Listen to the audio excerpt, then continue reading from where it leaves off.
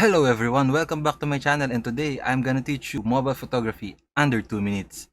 So let's get started. Number 1. Clean your lens. Yes, you heard it right. Most probably, your phone is inside your pocket. It may accumulate fibers and grease that can ruin your shots.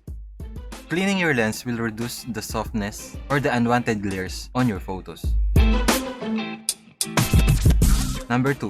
Know your camera. It's best to know your camera app and settings to maximize its usability, like aperture mode or portrait mode, HDR, night or astrophotography mode, and if you have a manual mode or pro mode, you can capture better quality photos. Number 3. Learn the basics of composition like the rule of thirds, symmetry, leading lines, negative space, or even filling the frame. You can also incorporate depth and the color theory. Number 4. Use light to your advantage.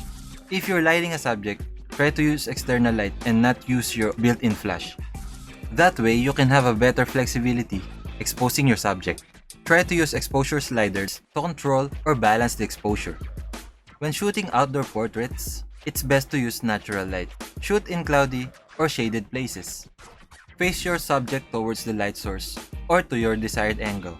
You can also try silhouette effect by placing your light source behind your subject.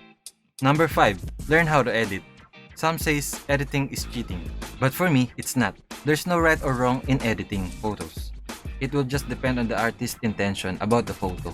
As an example, a while ago, I underexposed the image to capture more details in the highlights. But editing the shadows can bring back the details of the darker portion of the image. You can also correct the color of your photos using the saturation, temperature, and tint sliders. Most of the time, I use stock photo editor, but I also use Snapseed and Pixlr for editing photos.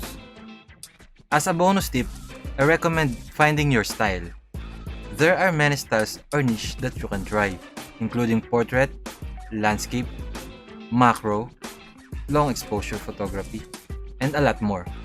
If you have any questions or suggestions for the next video, feel free to leave your comments below. If this video helped you, please like and share it to your friends. Subscribe and ring the bell to get notified once I upload a new video. Thank you everyone. So ano pang hinihintay mo? I-frame mo na yan.